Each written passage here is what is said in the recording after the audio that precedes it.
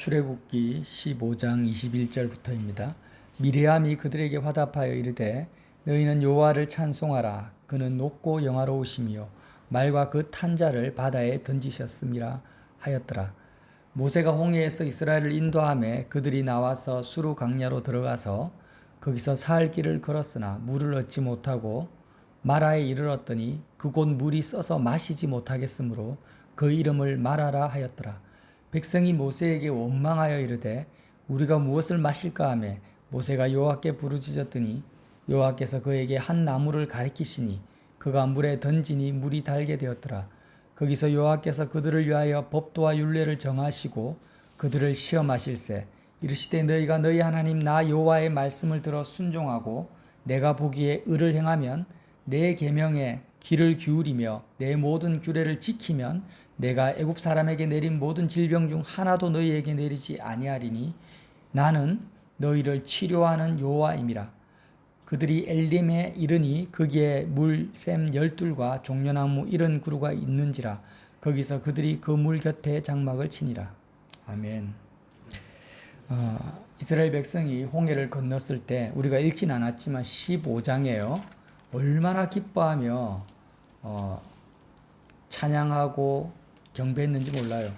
미리암이라는 모세의 누이가 아론의 누이 선지자 미리암이 이 소고를 치고 이제 나오니까 이스라엘에 있는 모든 여인들이 미리암을 따라서 소고 치고 춤추고 찬양합니다. 여러분 그 장면을 한번 생각해 보세요.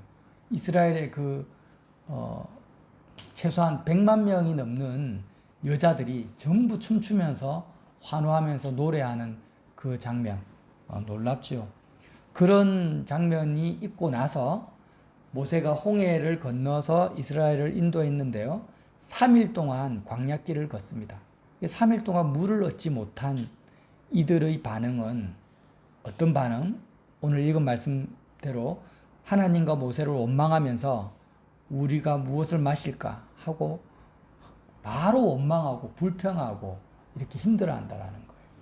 그 모습을 하나님이 지켜보시고 아무 말씀하지 아니하시고 어떻게 합니까? 모세에게 한 나무를 가리켜서 그 나무를 물에 던지라 하니까 던지니까 쓴물이 단물이 되었다. 너무 잘 아는 이적이죠. 여러분 저는 출애굽기를 하면서 정말 깜짝 놀랄 만한 사실을 발견하게 됐어요. 이전과는 전혀 다른 느낌. 어떤 부분에서 놀랐냐면요. 오늘 하나님이 이 사건, 쓴물을 단물로 만드시는 이 사건을 일으키고 나서 이스라엘 백성에게 뭐라고 말씀하시냐면 26절에 나의 말을 순종하고 내 의를 행하고 내 계명에 귀를 기울이고 모든 규례를 지키면 애굽 사람에게 내린 모든 질병 중 하나도 너희에게 내리지 않겠다라고 하시면서 나는 너희를 치료하는 여호와다 이렇게 말씀하세요. 나는 너희를 치료하는 여호와다. 마치 쓴물을 단물로 변화시킨 것처럼 너희의 그 죄악을 내가 치료한다.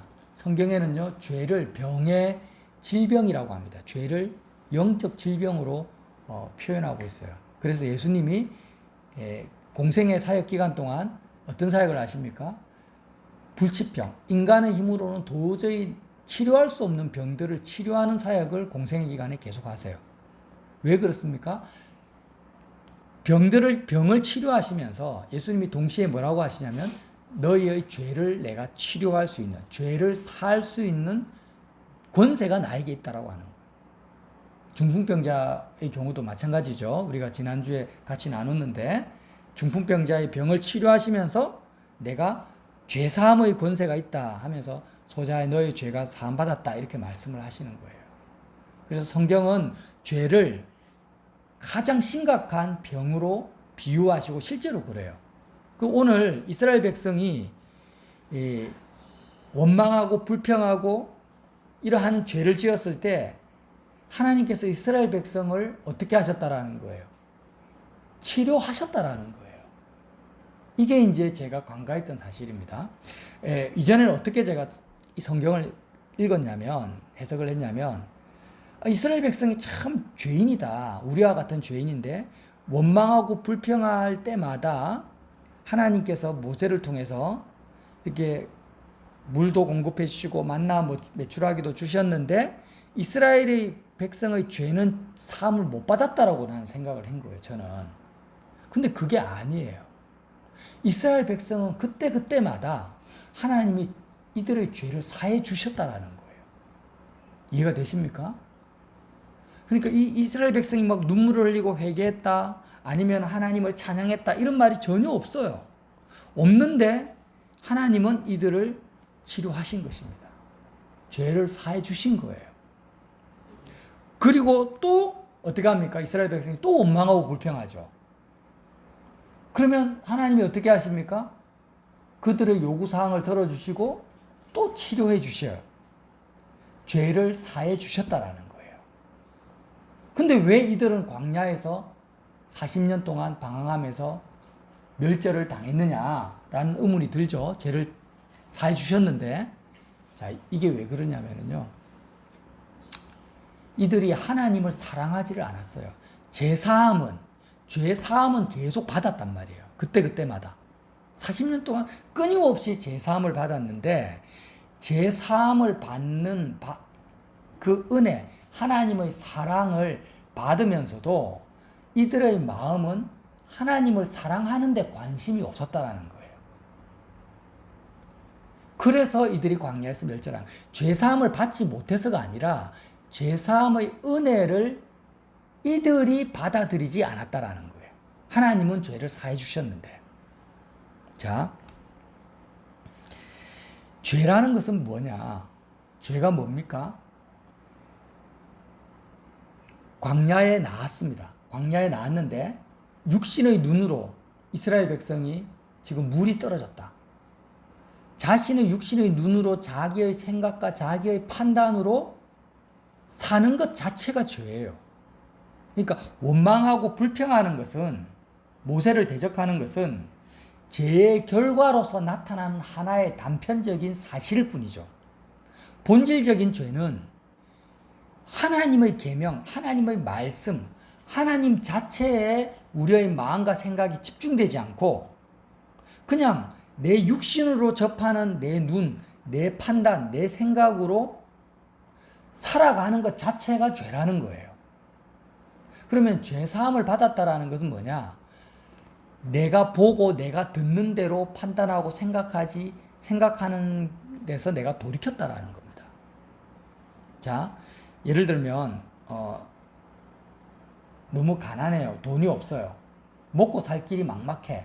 그러면 지금 내가 인간적으로 내가 지금 월 수익이 150만 원밖에 안 되고 지출은 300만 원인데 앞으로 계속 150만 원씩 적자가 나면은 이제 파산 나겠구나. 큰일 났다.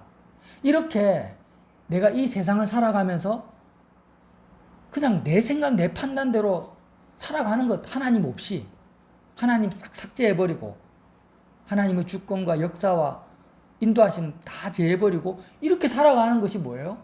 그냥 죄악 중에 사는 겁니다. 이렇게 살아가면서 나타나는 것이 뭐냐면 탐심과 욕심과 미움과 시기와 질투, 이런 것이 막 나타나는 건데, 마귀는 우리에게 어떻게 속이냐면은 단편적인 우리의 행위, 단편적인 어떤 죄의 결과만을 가지고, 자, 네가 누구를 미워했지 않냐? 너는 죄인이야. 그 미움에서 돌이켜. 그리고 그 미워하지 않으면 죄산 받았다고 이렇게 착각하게 만드는 거예요. 이게 하나님의 관점과 마귀가 우리를 속이는 정죄, 마귀의 정죄 속에 우리가 빠지는 어마어마한 개입입니다, 이게. 이해가 되십니까? 예를 들어서 누구를 미워하지도 않고 염려하지도 않고 원망하고 불평하지도 않아요. 그런데 여전히 내가 내 생각, 내 판단대로 내가 판단하고 내가 주인이 되어 살아간다면 그는 죄를 먹고 마시는 건데 마음에 죄책감은 하나도 없어요. 그럼 이스라엘 백성이 지금 어떤 질병, 스스로는 도저히 고칠 수 없는 질병 속에 있습니까? 광야로 갔어요. 조금 전까지만 해도 외부 대적, 애굽의 그 말과 병거로부터 자신을 지켜주시는 하나님의 놀라운 역사를 체험하면서 하나님을 찬양했단 말이에요. 모든 시선이 하나님께 집중되어 있었다라는 거예요. 그런데 광야로 딱 들어가니까 눈에 뭐가 보입니까? 보이지 않는 하나님은 안 보이고 믿음의 눈으로는 보지 못하고 그냥 아무 생명이 죽어 있는 광야만 보이고 물이 없는 상황만 보이는 거예요. 이게 뭐냐? 선악과를 먹은 아담의 상태. 아담의 상태입니다. 이게 이사야. 첫 번째 사람. 둘째 아담이 아니라 첫 아담의 상태로 들어가 버린 거예요. 그래서 이 상태가 뭐냐? 하나님이 보시기에 너희는 정말 병든 자다. 죄악에 물든 자다라는 거예요. 광야로 왜 하나님이 이스라엘 백성을 인도했겠어요? 이스라엘 백성 너희들이 지금 얼마나 심각하게 병든 상태인지를 보여주시려고 인도하신 거예요. 그러니까 광야에서 그대로 이스라엘 백성의 그 죄악이 다 드러났죠. 다 드러났는데, 자, 여기서 중요합니다. 자, 죄가 드러났어요. 질병이 드러났어요. 그 질병의 결과로서 원망하고 불평하고 대적하는 것이 나타났습니다. 그러면 하나님이 이때 어떻게 하느냐? 모세에게 원망을 해요. 이스라엘 백성이 모세에게 원망을 해요. 당신이 나를 광야로 인도했다고. 모세가 하나님께 부르짖죠. 하나님, 어떡합니까? 지금 먹을 물이 없습니다. 먹을 물이 없는 것 때문에 이스라엘 백성이 하나님 원망합니다. 이 이스라엘 백성의 죄를 어떻게 합니까? 하고 부르짖으니까 하나님께서 모세를 통해서 쓴물을 단물로 바꿔주시는 거예요. 이스라엘 백성을 모세의 기도를 들으시고 그냥 죄 사함을 그냥 주시는 거예요. 여기서 이제 이해가 안 되는 거예요. 아니, 죄 사함이라는 것은 뭔가 이스라엘 백성의 마음이 돌이켜지고 회개하고 우리가 보기에는 막 눈물을 흘리고 탄식을 하든지 이렇게 돼야지 죄사함이 이루어지는 거지. 아니 그냥 죄사함이 이렇게 주어져? 이게 뭐야 도대체? 이렇게 생각을 하는 거예요. 그게 아닙니다, 여러분. 죄사함은요, 값없이 거저 하나님의 은혜로 그냥 주어지는 거예요. 일방적으로 주어지는 거예요. 누구에게? 하나님의 백성에게. 자, 그거를 어떻게 제가 말씀으로 증명해야 되겠죠? 요한복음 13장 10절 한번 찾아보세요. 요한복음 13장 10절. 그러니까 우리가 하나님의 은혜를 너무 뭐라고 할까요? 너무 하나님의 은혜를 값없이 못 받아들이는 거예요, 우리가. 요한복음 13장 10절에 그 예수님께서 제자들의 발을 씻기세요. 근데 베드로가 뭐라고 합니까? 주여 내 발뿐 아니라 손과 머리도 씻어 주시옵소서 이렇게 하니까 예수께서 이르시되 이미 목욕한 자는 발밖에 씻을 필요가 없느니라. 온몸이 깨끗하니라. 너희가 깨끗하나 다는 아니니라. 다는 아니다는 가룟 유다를 말합니다. 자, 여러분 여기 보세요. 베드로가 자기는 온몸을 그냥 발 아니라 온몸을 씻어야 될 자라고 생각을 한 거예요. 그러니까 한마디로 말하면 죄인이다. 자기는 죄인이라고 생각을 했어요. 근데 예수님이 베드로에게 뭐라고 합니까? 너는 이미 온몸을 목욕한 자라고 이미 말씀을 해버리시는 거예요. 제자들 입장에서는 좀 어리둥절할 수밖에 없죠. 근데 왜 이렇게 주님이 말씀하셨을까? 자, 여기에 대해서 한번 생각을 해보세요. 그리고 하나 더 찾아보겠습니다. 누가복음 7장 47절. 누가복음 7장 47절요. 향유옥합을 깨뜨린 여인이 나타납니다. 여기에서는. 근데 이 여인은 모든 사람들이 죄인이라고 손가락질 받는 여인이었어요. 이 여인에게 누가복음 7장 47절에 뭐라고 하십니까? 이러므로 내가 네게 말하노니 그의 많은 죄가 사여졌도다. 이는 그의 사랑함이 많으니라. 사함을 받은 일이 적은 자는 적게 사랑하느니라. 이에 여자에게 이르시되 내 죄사함을 받았느니라 하시니. 자, 예수님께서 한 바리새인의 집에 들어갑니다. 이 바리새인은 죄사함에 대한 어마어마한 관심을 가지고 있겠죠. 그래서 율법을 철저하게 지킵니다. 근데 이 바리새인의 집에 마리아가 들어와 가지고 한 여자가 들어와서 향유옥합을 깨뜨리고 눈물로 발을 씻고 머리털로 발을 닦습니다. 그때 이 바리새인을 향해서 예수님이 뭐라고 하시냐면은 죄사함을 많이 받은 자만이 나 예수 그리스도를 많이 사랑할 수 있다 이렇게 말해요. 죄 사함을 많이 받은 만큼만 나를 사랑할, 그만큼만 예수님을 사랑할 수 있다라는 거예요. 저와 여러분이 예수님을 사랑하고 싶잖아요. 근데 잘 사랑이 안 돼요. 왜 사랑을 못합니까, 우리가? 하나님을 왜 마음을 다해서 목숨을 다해서 사랑을 못합니까, 우리가? 예수님이 딱 말씀하셨잖아요. 죄 사함을 많이 못 받아서 그래요. 죄를 많이 사함을 못 받은 거예요. 근데 이 여인은 죄가 많아요. 바리새인보다 훨씬 더 많은 죄를 지었어요. 근데 그 많은 죄를 예수님으로부터 사함을 받았기 때문에, 죄 사함을 많이 받았기 때문에, 한마디로 말해서 그리스도의 사랑을 많이 받았기 때문에 예수님을 많이 사랑할 수밖에 없는 거예요. 자, 여기서 이제 우리가 다시 출애굽기로 넘어가 봅시다. 이스라엘 백성에게 하나님이 지금 일방적으로 죄 사함을 주십니다. 죄를 사해 주세요. 근데 이스라엘 백성이 자기는 원망하고 불평하죠. 그리고 하나님 말씀에 순종하는 것이 아니라 자신의 판단과 자신의 생각으로 살아가는 것 자체 죄악의 웅덩이 속에 빠져 있어요. 근데 아무것도 안 했는데, 그냥 원망하고 불평한 것밖에 없는데 모세를 통해서 이스라엘 백성의 죄를 싹 사해 주십니다. 그럼 이 하나님의 사랑과 은혜를, 값없이 주시는 은혜를 이스라엘 백성이 받아들였을 때 어떻게 반응을 해야 되냐면은, 홍해를 건널 때 애굽의 모든 말과 병거를 쓸어버렸을 때의 그 기쁨, 감격, 하나님의 사랑과 은혜를 느끼는 것 못지않게 이스라엘 백성이 하나님께 감사하고 죄사함의 은혜에 화답을 하는 것이 맞습니까? 틀립니까? 당연히 맞죠. 외부의 대적을 물리쳐 주시고 보호해 주시는 것도 하나님의 사랑이지만, 내가 스스로는 어떻게 할 수 없는 나의 이 죄악을 단번에 아무 대가 안 받으시고 내가 어떤 행위도 한 것이 없어요. 나는 죄악을 지은 것밖에, 원망하고 불평한 것밖에 없어요. 근데도 그냥 하나님이 일방적으로 죄를 용서해 주신 거예요. 그 증거로 쓴물이 단물이 되게 하신 거예요.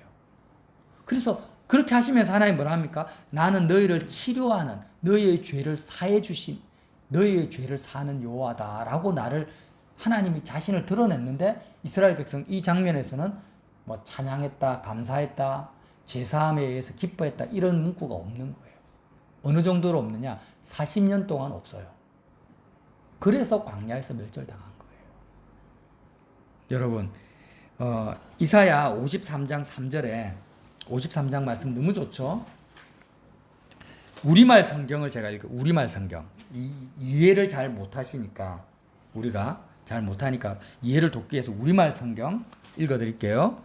그는 사람들에게 멸시를 당하고 버림을 받았을 뿐 아니라 고통을 겪었고 언제나 병을 앓고 있었다. 예수님은 언제나 병을 앓고 있었다라는 거예요. 사람들이 그를 보고서 얼굴을 가릴 만큼 그는 멸시를 당하였으니 우리마저도 그를 무시해 버렸다. 그러나 사실 그가 짊어진 병은 우리의 병이었고 그가 짊어진 아픔은 우리의 아픔이었다. 그런데도 우리는 그가 맞을 짓을 해서 하나님께서 그를 때리시고 고난을 주신다고 생각했다. 그러나 사실은 우리의 허물이 그를 찔렀고 우리의 악함이 그를 상하게 했다. 그가 책망을 받아서 우리가 평화를 누리고 그가 매를 맞아서 우리의 병이 나은 것이다. 이렇게 말씀을 하세요. 자, 예수님이요, 죄는 병입니다. 죄는 병. 우리는 끊임없이 죄를 지어요. 근데 죄가 뭐라고요? 그냥 내가 판단하고 내가 생각하고 내가 결정하는 것이 죄예요. 사람들은 죄 속에 살아갈 수밖에 없어요. 이 병은 병인데 어떤 병이냐? 불치병이에요. 예수님이 불치병을 치유하신 것처럼 우리 스스로는 이 죄에서 우리는 벗어날 수가 없어요. 그런데 예수님이 어떻게 하셨다고요? 이스라엘 백성이 그 병든 것 때문에 이스라엘 백성이 죄로 인해서 누구를 대적합니까? 모세를 대적해요. 모세에게 원망하고 때로는 돌로 쳐 죽이려고 합니다. 똑같아요. 우리가 판단하고 우리가 생각하는 이 첫 옛자, 이 죄로 인해서 임마누엘, 우리와 함께 하시는 예수님을 계속 우리가 찌르는 거예요. 우리가 범죄할 때마다, 내가 생각할 때마다, 내가 판단할 때마다 우리는 우리의 죄가 이스라엘 백성이 모세를 대적한 것처럼 우리와 함께 하시는, 우리를 인도하시는 예수님을, 우리의 죄가 계속 예수님을 찌르고 결국에는 십자가에 못 박아버리는 거예요. 뭐가요? 나의 죄가 예수님을 찌르고 십자가에 못 박아요.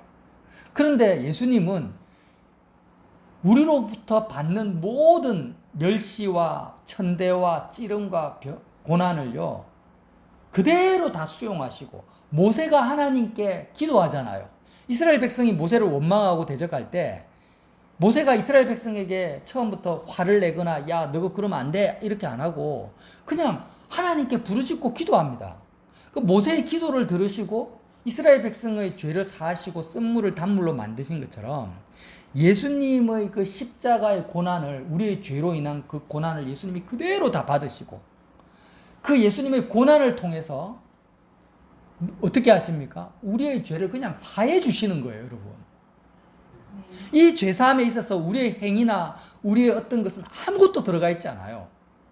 처음부터 끝까지 우리는 범죄한 것밖에 없지 여기에 우리의 행위나 돌이킴이 없습니다. 그래서 예수님이 베드로에게 뭐라고 하냐면 너는 온몸이 이미 모욕했다라는 거예요. 너가 나를 따라오고 있고 너가 나의 인도를 받고 있기 때문에 너는 이미 목욕한 자라고 하는 거예요. 이게 제사함이에요. 마귀는 자꾸 여기에다가 양념을 쳐요. 야, 네가 회개해야지, 돌이켜야지. 그래야 제사함이 주어진다고 하는데, 근데 이 의미를 여러분 잘 하십시오. 제사함이라는 것은 그런 게 아니에요. 그냥 일방적으로 주어지는 거예요. 어떻게 해요? 나의 죄 때문에 예수님이 십자가에서 죽으셨다라는 것을 믿는 자에게 거저 주어지는 것이 제사함인 겁니다. 여기에 다른 것을 치지 마세요. 첨가하지 마세요. 여기에 자꾸 자기 행위를 집어넣지 마세요. 그러면은 어떤 결과가 일어나냐면 하나님의 사랑이 나에게 느껴지지가 않는 거예요. 하나님의 사랑을 내가 자꾸 감쇄시켜버리고 격화시켜버리는 거예요. 지금 향유옥합을 깨뜨린 여인이 왜 눈물로 예수님의 그 발을 씻는지 아십니까? 왜 머리털로 예수님의 발을 닦는지 아세요? 자기는 정말 아무것도 한 것이 없는데 일방적으로 예수님이 누구도 살 수 없는 그 어마어마한 죄악을 그냥 사해 주신 그 그리스도의 사랑에 감격했기 때문이에요. 예수님의 사랑이 너무나 그냥 반복적으로 끊임없이 주어진다라는 것을 믿었기 때문에 예수님을 사랑하지 않을 수가 없는 거예요. 지금 40년 동안 하나님께서 다 아십니다. 이스라엘 백성이 계속 원망하고 불평할 걸 아세요. 그러면서 계속 죄를 사해 주시는 거예요. 사해 주시면서 하나님의 사랑과 은혜와 제사함의 그 놀라움이 얼마나 큰지를 맛보게 하시고 경험하게 하시고 계속 경험하게 하시는 거예요. 그런데요, 참 더 놀라운 말씀이 있는데 민수기 20장 11절 한번 보세요. 제사함에 대한 그 잘못된 인간적인 율법주의적인 것들을 깨트려야 됩니다. 민수기 20장 11절에요. 40년 동안 이스라엘 백성이 계속 모세를 대적하고 원망하다가 이제 모세가 한계에 다다랐어요. 한계에 달아서 어떻게 합니까? 물이 없다고 원망하니까 민수기 20장 11절에 모세가 하나님이 지팡이로 반석을 쳐라고 해요. 근데 반석을 물을 내라 했는데 반석을 어떻게 합니까? 반석을 2번 치죠. 모세가 그의 손을 들어 그의 지팡이로 반석을 2번 치니 물이 많이 솟아나므로 회중과 그의 짐승이 마셨어요. 그런데 여호와께서 모세와 아론에게 이르되 너희가 나를 믿지 않아요. 이스라엘 백성이 하나님을 믿지 못한 게 아니고 모세와 아론에게 말하는 거예요. 모세와 아론아, 너희가 지금 나를 믿지 아니하고 이스라엘 자손의 목전에서 내 거룩함을 나타내지 아니한 거로 너희는 이 회중을 내가 그들에게 준 땅으로 인도하여 드리지 못하리라. 이렇게 말씀을 하세요. 여러분 이 장면이 이해가 되십니까? 아니 40년 동안 모세를 대적하고 원망한 것 했는데 모세는 진짜 순간적으로 잠깐 열받아가지고 반석을 2번 쳤는데 그 순간적인 실수 하나 가지고 딱 하나님 뭐라고 합니까? 니는 모세 아론 너희는 가나안 땅으로 못 들어간다. 왜? 너희가 나의 거룩함을 나타내지 못했기 때문에 이렇게 말합니다. 도대체 모세가 나타나야 될 거룩함이 뭐겠습니까, 여러분? 모세는 오실 메시아의 그림자예요. 예표예요, 예표. 그러니까 이게 뭐냐면은 우리가 내 생각과 내 판단대로 사는 것 자체가 죄라고 했죠. 나와 함께 하시는 예수님을 대적하는 거예요, 그게. 근데 예수님은요, 한 번도 우리의 죄악에 대해서 모세처럼 반응을 안 하신다라는 거예요. 예수님은 한 번도 네가 왜 그래? 왜 네가 네 판단대로 네 생각대로 살아?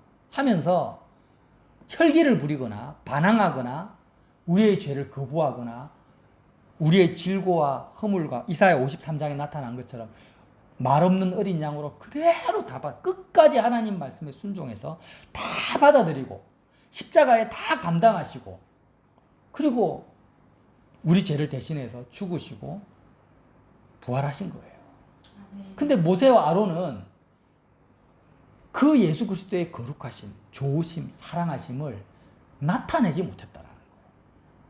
그걸 말하는 것입니다. 그래서 하나님이 모세 아론을 미워해가지고 야, 네 잘못했으니까 안 돼. 꼬투리 잡아서 하는 게 아니라 모세와 아론이 우리의 진정한 인도자가 될 수 없음을 지금 말씀하시는 거예요.